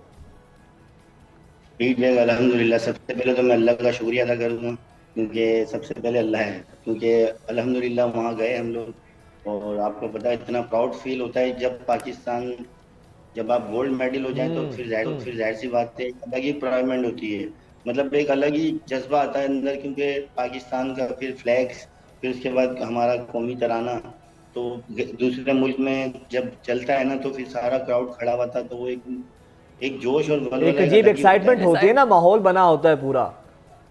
बिल्कुल एक अलग ही माहौल, क्योंकि हर ऐलान के ऊपर ना हर जैसे अनाउंसमेंट हो रही थी कि मतलब इंडिया का नाम आ रहा था, इंडिया के फ्लैग्स, मतलब इंडिया का कौमी तराना, इंडिया का कौमी तराना, फिर मैंने बाहर में खड़ा था, मुझे आवाज़ें आ रही थी, मैंने बोला यार इंशाल्लाह अल्लाह ने पाकिस्तान के भी कौमी कराना चलेगा भी इंशाल्लाह स्टेज। अच्छा शहजाद, ये बताइएगा, यकीनन जब भारत से टाकरा होगा तो भारत के हवाले से प्रेशर भी बहुत ज़्यादा होता है, और फिर आपने जब इस भारत को शिकस्त दी तो उस वक्त आपके माइंड में क्या था कि आपको श्योर था कि आप हरा देंगे भारत को और आप ये गोल्ड मेडल अपने नाम हासिल और करेंगे? हम देख रहे हैं कि आपके पीछे वेलकम लिखा है, घर वालों ने लगता है बड़ा अच्छे से इस्तकबाल किया है, फैमिली ने बड़ा जी घर में किस तरह जी, से घर में इस्तकबाल बहुत- किया है? घर पे बहुत ज़बरदस्त इकबाल हुआ था। मेरे सारे स्टूडेंट्स थे, मेरे भाई, मेरे फ्रेंड्स सारे, मतलब वो ढोल की ताप थी और डांस हो रहा था। फिर ऊपर आके घर में आए तो वाह, ऊपर वाह। वेलकम, और ये बहुत ज़बरदस्त, क्योंकि पता है आपको जब भारत को हरा के आओ तो एक बार घर पे और कहीं भी चले आए तो वहाँ पे एक अच्छा, अलग ही एक आपके जज्बा माइंड होता में ये होता है कि सबसे हम हार जाएं, भारत से ना हारें, भारत से हम लाजमी जीतें? है। बस यही होता है कि यार इंडिया से नहीं हारना चाहिए हमें, क्योंकि ना बस आपको पता है कि सबकी नजरें फिर हम पे होती हैं कि यार हार गए, मतलब तो मैंने इंडिया को मैंने बोला नहीं इंशाल्लाह, बस अल्लाह का नाम लिया और हमने जब साथ हम लोग बराबर बराबर खड़े थे तो मैंने बोला इंशाल्लाह इनको मैं हरा दूंगा। तो कितना आपका एफर्ट, मतलब कितने दिन, कितने टाइम तक आप, आपकी डाइट क्या थी, एक्सरसाइज क्या थी, और कितने सालों की आपकी ये जर्नी है, उस हवाले से भी हमारे नाज़रीन को बताइएगा। ये तो बहुत लंबी कहानी है, पर ये मैं आपको शॉर्ट में बताता हूँ। ये मैं 15 साल हुए मुझे इस फील्ड के अंदर, पर जो मेरी इस कॉन्टेस्ट की जो तैयारी थी, मेरी प्रेप्स थी, वो 3 मंथ की थी। मैं रमज़ान से शुरू की थी मैंने ये तैयारी, तो ये 3 मंथ के अंदर ये ट्रेनिंग, सुबह शाम ट्रेनिंग थी मेरी। अच्छा शहजाद, ये बताइएगा कि आप बांधते कैसे हैं हिम्मत, कैसे हिम्मत बांधते हैं आप, और भारत से जब आपका मुकाबला हुआ भारतीय खिलाड़ी से तो क्या जज्बात थे, सोचा क्या था माइंड में कि आपने वाकई पछाड़ना है, कोई प्रेशर भी होगा आपके ऊपर, और क्या उसमें माइंड में चल क्या रहा था जब ये मुकाबला हो रहा था?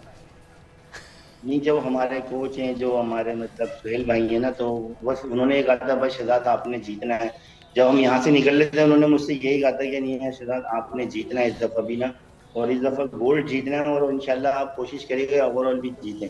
तो पर मेरी कोशिश तो बहुत थी और अल्लाह ने इज्जत दी और देखे मैं अल्लाह ने जीता, और उनका मेरे पास पीछे से प्रेशर नहीं, उनकी सपोर्ट बहुत थी, उन्होंने मुझे काफी मतलब सपोर्ट दे रखी थी कि नहीं हमें जीतना है।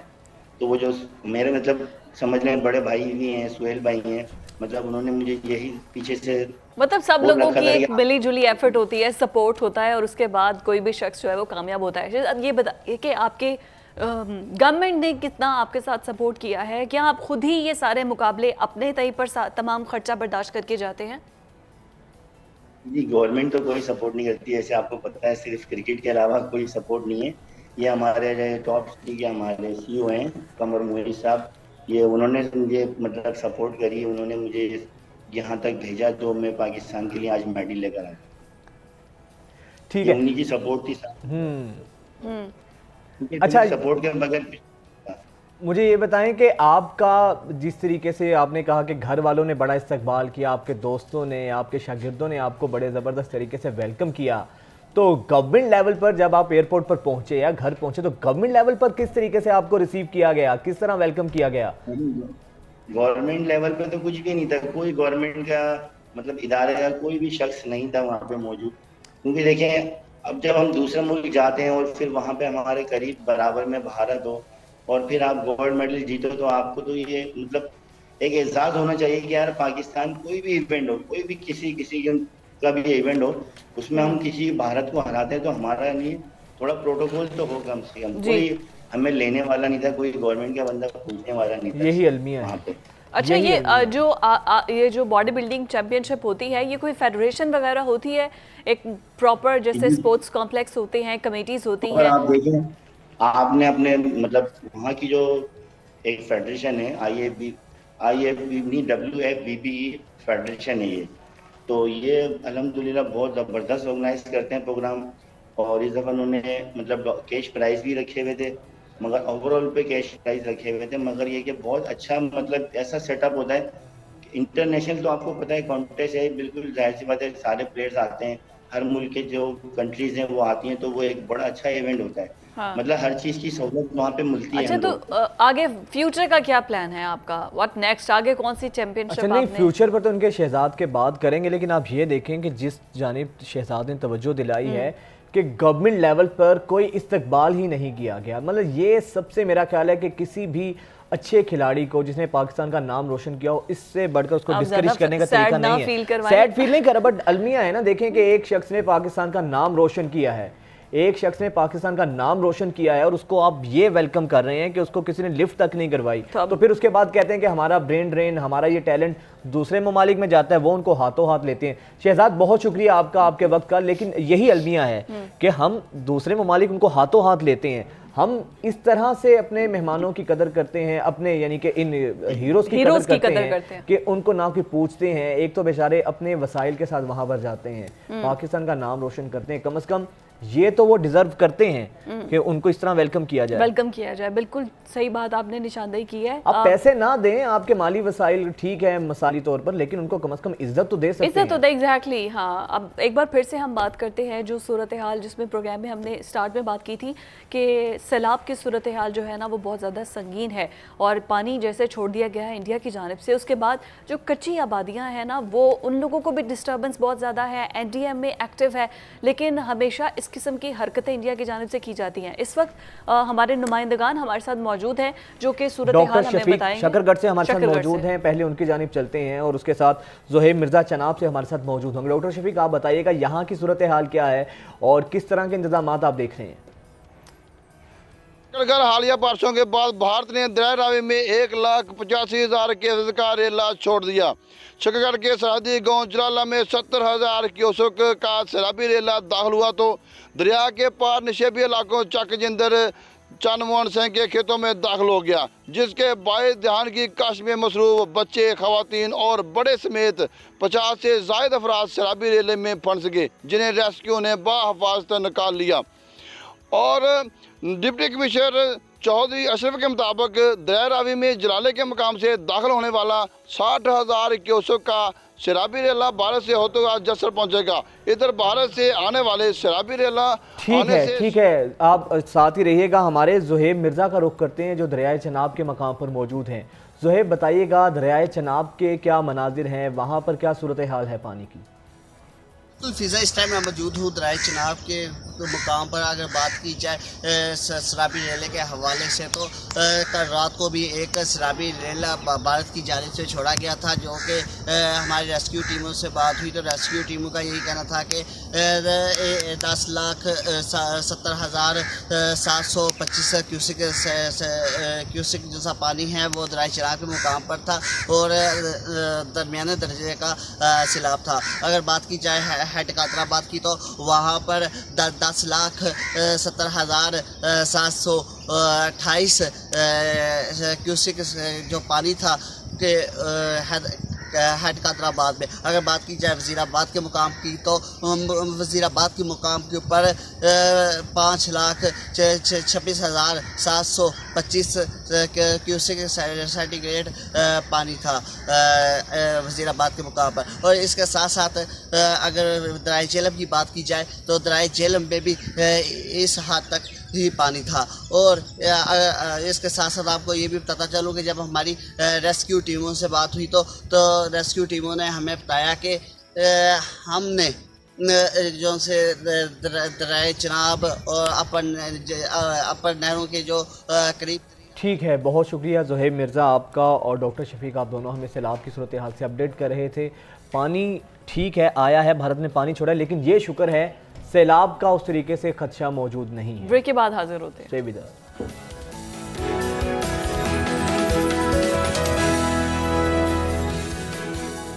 ब्रेक के बाद आपको खुशरामदीद कहते हैं। अभी हम आपकी मुलाकात एक ऐसी पर्सनालिटी से करवाने जा रहे हैं, हमारी गेस्ट है।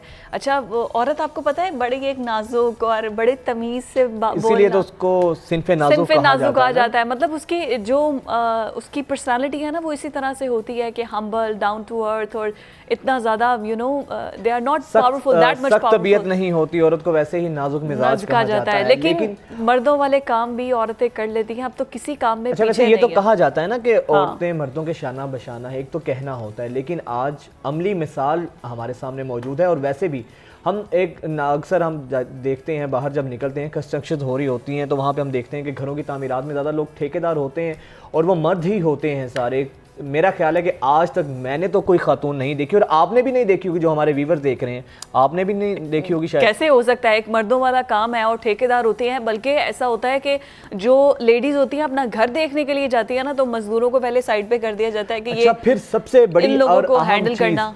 इस मजदूर तबके से काम लेना मर्दों के लिए ही इतना मुश्किल होता है, तो खातून का होना, तो जनाब अब खवातीन इस मैदान में भी अपना लोहा मनवा चुकी हैं, तो जो मर्द ठेकेदार हैं उनकी अब नौकरियां खतरे में पड़ गई हैं क्योंकि खवातीन ने अब ये यहाँ पर जगह भी भी कदम पीछे नहीं जमा छोड़ी लिए हैं। सहरीन जवाद जो कि इंटीरियर डिज़ाइनर भी हैं और पाकिस्तान की पहली खातून ठेकेदार हैं, वो आज हमारे साथ स्टूडियो में मौजूद हैं। बहुत शुक्रिया सहरीन आपका। सबसे पहले तो वालेकुम, सहरीन ये बताएं कि ये आइडिया आया कहाँ से? इससे पहले कोई एक भी एग्जाम्पल नहीं है, तो रुझान इस तरफ कैसे हुआ और अब तक का एक्सपीरियंस कैसा रहा है आपका? एक्सपीरियंस बहुत अच्छा रहा मेरा, और सेकेंडली रुझान इस तरह हुआ कि इंटीरियर का काम करते करते, क्योंकि जब तक आप अपने हाथ से किसी से काम नहीं करवाते, ग्रास रूट लेवल से स्टार्ट नहीं करवाते, तब तक आप कोई चीज़ सही तरीके से प्रॉपर प्रेजेंट नहीं कर सकते। एब्सोल्युटली। तो इसलिए इंटीरियर का करते करते जिस टाइम पे हम लोग पीछे बैक में गए, तो पता ये चला कि थोड़ा सा कंस्ट्रक्शन में भी हमें खुद ही इन होना पड़ेगा, ताकि जब आपको सही तरीके से आप उसकी जड़ मजबूत नहीं करेंगे तो आगे कैसे क्रिएट कर सकेंगे। तो बस यही वजह थी कि इंटीरियर के बाद मैं कंस्ट्रक्शन में भी आ गई, और अब आहिस्ता आहिस्ता करते करते अब काफ़ी बड़े लेवल पे भी हम लोग इस चीज़ के अंदर इन अच्छा, तो आपके इस वाले जो रूप है, अवतार है, इस पर भी मैं आऊँगी, लेकिन अभी जो स्क्रीन पर हम दिखा रहे हैं वो बड़े प्यारे फन पारे आपके जो आपने बनाए हुए थे। तो ये इंटीरियर, ये मतलब पढ़ा तो आपने ये सब कुछ, that is totally opposite to ठेकेदार सिस्टम, यू नो, वो बड़ा ऑपोजिट है, एंटायरली डिफरेंट फील्ड्स हैं। तो एक इंटीरियर डिजाइनर, एक इंटीरियर डिजाइनर होता है जो बड़े कभी होटल्स में इंटीरियर डिजाइन कर रहे हैं, कभी किसी के घरों में, एग्जैक्टली, वो तो एक फैमिली सिस्टम होता है और उस तरह से होता है। और फिर ये इंटायरली ठेकेदार, मजदूरों को छोटे चाय लेके आओ वाला सिस्टम। तो किस तरह से मैनेज, किस तरह से किया? हर्डल्स हुई स्टार्ट में, अपने आप को मनवाना बीइंग अ फीमेल इस माशरे में बहुत मुश्किल होता है, लेकिन ये है कि जिस टाइम पे आप हमने ना मजदूर तबके को बड़ा गलत लिया हुआ है। आप जैसे उन लोगों से डील करेंगे ना, वो आपको वैसे ही फीडबैक देते हैं। अच्छा। जब आप मेल आप उनके साथ सख्त लहजे में बात करते हैं, जारी बात है वो बहुत तंग करते हैं, ये नहीं है कि नहीं तंग करते, बहुत तंग करते हैं। बट मेरे साथ थोड़ा सा इस तरह हुआ कि जिस वक्त मैं गई तो शुरू में तो उन्होंने पहले तो इनकार कर दिया मानने से कि जी बीइंग अ फीमेल हम आपको नहीं करते, कि कैसे एक हमारा काम करने से इनकार कर दिया। मेल डोमिनेटिंग सोसाइटी है ना, तो थोड़ा औरत के अंडर काम करेंगे, कैसे हमें ईगो हर्ट हुई थोड़ी सी थोड़ा। लेकिन जिस वक्त आप उनसे तमीज़ से बात करें, उनसे केयर से बात करें, उनसे थोड़े से घर के मसले मसाइल भी पूछ लें या कुछ अच्छे तरीके से ट्रीट करें, तो शुक्र अल्हम्दुलिल्लाह अब हम लोगों की इतनी अच्छी टीम बन चुकी है कि वो अब मेरे से नहीं हिलते। मीन्स के वो ये कहते हैं कि नहीं, हमने यहीं पे काम करना है, तो एक बहुत अच्छा बॉन्ड बन चुका है। कितने मजदूर हैं आपके पास जो मिस्त्री मजदूर? ऑन एंड ऑफ आते जाते थे, इट डिपेंड ऑन कितना बड़ा प्रोजेक्ट चल रहा है। बड़े प्रोजेक्ट्स भी हैं हमारे, छोटे भी चल रहे होते हैं, तो वो डिपेंड करता रहता है। लेकिन ये है कि जैसे आप उनसे डील करेंगे ना, वो आपको फीडबैक वैसे सुबह साइट पर जाती हैं, मतलब जिस तरह सरिया, रेत, ईंटें, बजरी, वो देखने। ये तो कहा जाता है कि मजदूर आते तो आपकी मर्जी से हैं जी, लेकिन घर से निकलते हैं अपनी मर्जी से। बिल्कुल ऐसा ही है। किस तरह उनको मैनेज करना? कई दफा जाहिर बात है कोई काम सुस्त भी होता होगा, उनके साथ कई दफा उलझना भी पड़ता है, गुस्सा भी करना पड़ता है, तो फिर गुस्सा भी कर डांट डोंट भी देती हैं आप उनको? बिल्कुल। जब आप आराम से बात कर रहे होते हैं ना, तो ये हक भी आप लोगों को आपको मिल जाता है कि आप उनको गुस्सा भी कर सके, तो वो इस चीज़ को फिर बर्दाश्त भी कर जाते हैं। सेकेंडली ये कि मैंने थोड़ा ऐसे सिस्टम रखा हुआ है कि आपको नहीं आना ना, मैं एक दफ़ा से दूसरी दफ़ा किसी को नहीं बुलाती, तो उनको पता चल जाता है कि हमारे बगैर काम चल सकता है। जब बंदे को ये पता चल जाए ना कि हमारे बगैर काम चल सकता है, तो फिर वो मुझे तंग नहीं करते, वो कहते हैं कि वो किसी और को ले आएंगे। तो इसलिए मेरा ना बड़ा सही तरीके से आपके कोई और मेल मतलब फैमिली में या वैसे कोई है, मतलब इन लोगों के साथ शुरू में तो एकदम से आप जाके नहीं, तो किस तरह स्टार्ट? एक्चुअली इंटीरियर की ऑलरेडी टीम बनी हुई थी हम लोगों की, तो उस लिहाज से फिर साथ फैमिली मेंबर्स भी जुड़े हुए होते हैं। आपके हस्बैंड मेरे बहुत कोऑपरेटिव हैं, बाकी भी काफ़ी फैमिली में है। फिर इसके अलावा ये होता है कि फिर जैसे जैसे आप आगे चलते रहते हैं तो लोग और जुड़ते रहते हैं, तो काफ़ी ईजी हो जाता है फिर, क्योंकि खाली फीमेल का चलना ज़रा मुश्किल होता है होता है बहुत कैसे सारी डांट जगहों दिया पे। फिर आप उन्हें, जरा डांट के दिखाएं जरा। पंजाबी में डांटी है, उर्दू में डांटी है?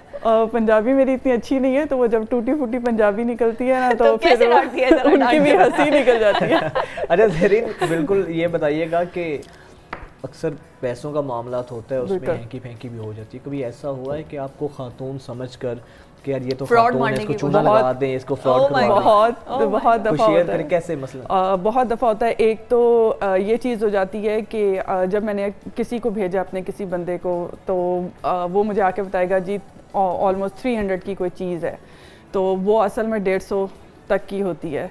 तो मैं क्या करती हूँ कि मेरे पास ना हर किसी के नंबर्स हैं, क्योंकि हर जगह तो आप हर वक्त नहीं हो सकते, तो मैं काउंटर चेक कर लेती हूँ, तो मुझे पता चल जाता है। दूसरी बात ये होती है कि आपको थोड़ा सा इनको लीनियंट रखना पड़ता है। चलो थोड़ी बहुत डंडी चल रही है ना, तो आपके साथ जुड़े रहते हैं। जब आप बहुत ज्यादा भी इनको नगरी चौपट मचा दें, वो फिर हमें भी बर्दाश्त नहीं है और फिर उनको भी बर्दाश्त नहीं होता। तो इसलिए ना थोड़ा कैसे टैकल करती हैं? जब ये पता चलता है तो उनको निकाल देती हैं, डांट देती हैं, या बस आप इग्नोर करती हैं? नहीं, इग्नोर तो नहीं करते। थोड़ा सा ये पता चल जाता है उनको कि जब मैं कहती हूँ अच्छा तुमने नहीं लाना, मैं खुद मंगवा लेती हूँ। जब उनको ये चीज़ पता चल जाती है कि ये खुद मंगवा रही हैं, तो जो थोड़ी बहुत बचत आती है वो भी गई, वो भी गई। और उनको फिर ये पता चल जाता है कि इनको पता चल गया, तो वो सेंस ऑफ जो शर्मिंदगी होती है ना, उससे उनको पता चल जाता है कि नहीं, है तो ह्यूमन नेचर ना, है तो ह्यूमन बीइंग्स ना, है तो ह्यूमन। अच्छा ये बताइए कि आपको जो आप प्रोजेक्ट्स लेती हैं जी, वो आप पे क्या ट्रस्ट करते हैं कि एक लड़की और फिर ठेकेदार पता नहीं खराब ना कर दे साडा काम? कोई इस तरह से भी तो रिस्पांस आता होगा ना? बिल्कुल ऐसे तो जगह बनाना बहुत मुश्किल था, बड़ी मुश्किल से जगह बनाई, क्योंकि आई ही इस शर्त के ऊपर थी, क्योंकि काफ़ी जगह से ये सुनने को मिला कि थोड़ा सा हमारा वो है ना कि टाइम को लेट कर देते हैं। आज देना है तो जी कल कर लें, परसों कर लें। तो मैंने थोड़ा सा जब स्टार्ट किया तो मैंने कहा नहीं, आज नहीं अभी। तो फिर ऐसे आहिस्ता आहिस्ता जिन लोगों के साथ मेरी बनती गई, उन लोगों ने भी रिकमेंड आगे किया। उन्होंने कहा कि नहीं, जो कंपनी है वो बहुत अच्छी है, टाइम से पहले चीज़ देती है। फिर सेकेंडली ये कि हमने हमेशा अपनी चीज़ को बताया। अगर आज नहीं भी कर सके तो हमने उनको कॉज बताई कि जी आज इस वजह से नहीं हो रहा, और हम उनको दिखा रहे हैं, तो वो एक ट्रस्ट लेवल हो जाता है। जब आप ब्लाइंड पे लेके चल रहे होते हैं ना किसी क्लाइंट को, फिर ज़रा उनके लिए ठेकेदार बड़ी डंडी खुद भी मारते हैं, मटेरियल नाकिस लगा दिया और जहाँ से भी पैसे बचते हैं वहाँ से बजाते हैं। तो कोई भी ठेकेदार अपने मुंह से थोड़ी राज थोड़ी बताएगा, लेकिन होता यही है कि उसमें फिर क्रेडिबिलिटी को अपने आप को मनवाना बहुत बड़ा चैलेंज। बिल्कुल ऐसे ही है। आपको अभी जितना हमारा पिछले काफ़ी अरसा गुजरा है उसमें ठेकेदारों की रेपुटेशन बहुत ख़राब हुई है। आप कहीं भी चले जाएं, क्रैक्स, इंटीरियर का ले लें, कुछ भी ले लें, बहुत बुरे हालात हैं। लेकिन जिस टाइम पे हम लोगों ने स्टार्ट किया तो हर कोई मुंह से तो अपना बहुत कहता है जी हम बहुत अच्छे हैं, बहुत अच्छे हैं। लेकिन मेरा जो लेवल है ना उसमें यही है कि कॉम्प्रोमाइज़ नहीं करना। हम लोग बहुत दफ़ा क्लाइंट से कह देते हैं जी इतने पैसे लग रहे हैं, ये है, आपने करवाना है करवाएं, इससे नीचे मैं नहीं जाऊंगी। हमारे बहुत सारे प्रोजेक्ट गए भी हैं ऐसे। लेकिन कल को जो आपको बिल्कुल कल को जो आपको कहना है और उसके बाद उन्होंने हमें काम दोबारा नहीं देना, तो फ़ायदा इससे बेहतर यही है कि आप उनको पहले ही ना बोल दें। अच्छा, ऐसे कौन कौन से ऐसे लूप होल्स हैं जहाँ पर ठेकेदार जो है वो डंडी लगा सकते हैं, ताकि हमारे व्यूअर्स को पता चल जाए कि भाई इस तरह, आपको भी तो सारे इस काम में रहे हैं, ट्रिक्स पता होंगे ना?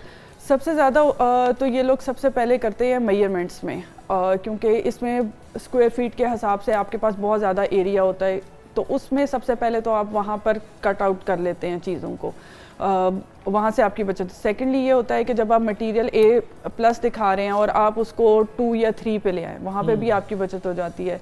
फिर इसी तरह से बाकी जितना भी मटेरियल आप यूज़ कर रहे हैं, जैसे बिजली का हो गया या आपकी प्लम्बिंग का हो गया, तो उसमें यह है कि आप क्लाइंट को तो नहीं पता चल रहा कि आप क्या चीज़ यूज़ कर रहे हैं, किस क्वालिटी की यूज़ करें। तो हर तरह की तो क्वालिटी आजकल मार्केट में आई हुई है, तो वो बहुत सा प्रॉब्लम होती है। सहरीन, ये अब एक तासुर बन चुका है, लोग कहते हैं कि यार ठेकेदार से अगर आप घर बनवाते हैं, अमूमी तासुर है, परसेप्शन है ये, उसमें कॉस्ट भी ज़्यादा लगती है, पैसा भी ज़्यादा लगता है, और क्वालिटी मटेरियल के हवाले से वो नहीं होती। फिर हम देखते हैं कि नए घर होते हैं, 4-5 साल के बाद उन घरों की हालत क्रैक्स पड़ जाते हैं।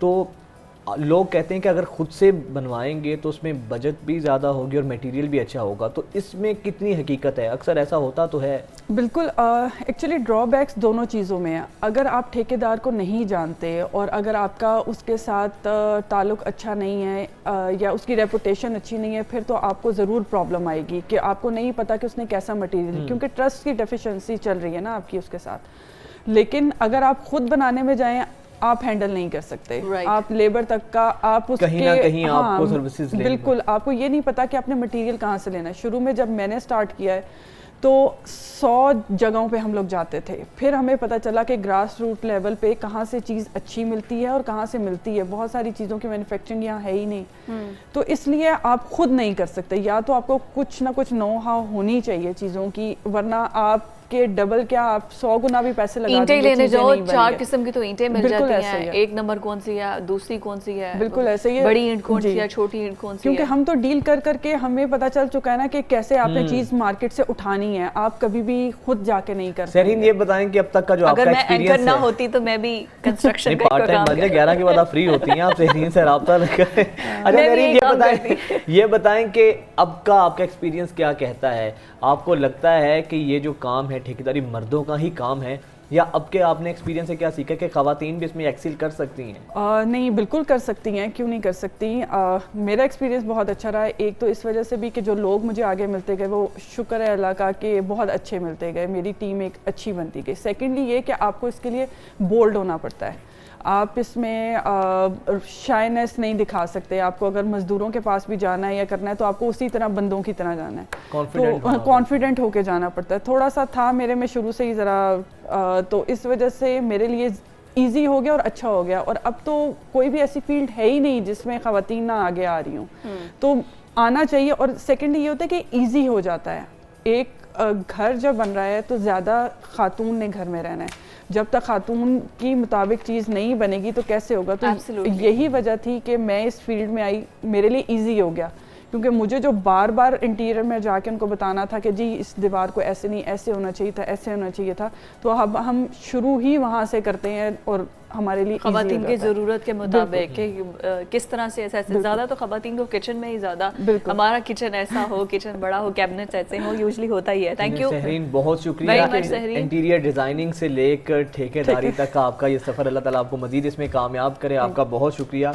और वैसे तो एक बात तो तय है कि ख़वातीन ऐसे ऐसे मैदानों में लोहा अब आप देखें ना, जहाज़ चलाना जहाज़ चलाना, अब ये अंदाज़ा लगाएं कि ख़वातीन ने जहाज़ तक चलाए हैं, सितारों पे कमन डाली हैं, और ठेकेदारी और ये तमाम तर चीज़ें से एक चीज़ तो हमारे साबित होती है, वाज़ेह होती है कि ख़वातीन किसी भी लिहाज से मर्दों से पीछे नहीं है। लेकिन अगर उनको थोड़ा कॉन्फिडेंट किया जाए, उनको थोड़ा कॉन्फिडेंस दिया जाए, थोड़ा सा उनको जरा थोड़ी अपॉर्चुनिटीज मिले।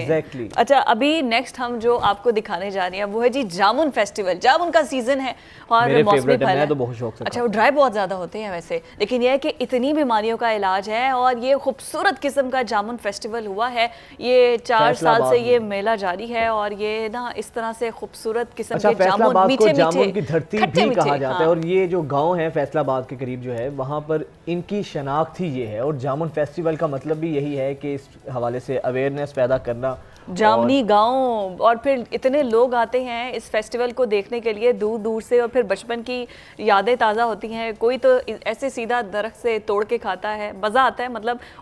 और फिर ये है कि आपकी सेहत के इसके इतने साइड इफेक्ट्स हैं। आपने कभी तोड़ के खाया है दरख्त से? नहीं, कि मैं आपको बता रही हूँ कि जो कभी खाया हो, कभी इत्तेफाक हुआ, कभी भी नहीं। वैसे शौक है खाने का? हाँ, जामुन खाया है, मामा के बड़े फेवरेट है, तो वो जामुन तो आते थे। और वो कोई ले आए आपको प्लेट में रख के फिर आप खा लेंगी, अदरवाइज वैसे नहीं। और फिर उसके ऊपर जो नमक डाल के उसको पूरा ऐसे शेक करके वो जो आते थे। और फिर उसके बाद ये है कि इससे आपके स्टमक में कोई ऐसी चीज़ है जो कि सारा साल नहीं गलती है। मतलब ऑब्वियसली वो हमारे सिस्टम से वाइप आउट तो होना होता है। बाल जो हैं वो अगर आपके स्टमक में है, कुछ शीशा है, डाइजेस्टिव सिस्टम के लिए बहुत फायदेमंद है। Exactly, they have impeccable results के आप अगर खाते हैं तो आपके स्टमक के अंदर वो तमाम चीज़ें जो कि गली सड़ी अंदर ही पड़ी हैं लेकिन वो डाइजेस्ट नहीं हो रही हैं, तो ये जामुन के अंदर ये अल्लाह ताला ने हमारे इस सेगमेंट का मकसद ये है कि जामुन खाएं, ना सिर्फ खाएं बल्कि को भी खिलाएं। अल्लाह आपको भी दूसरों को जामुन खिलाने की तौफीक दे। नाज़रीन, हमें इजाज़त दीजिए, इंशाल्लाह कल आपसे मुलाकात होगी। अल्लाह हाफिज़। Stay with us. अल्लाह हाफिज़।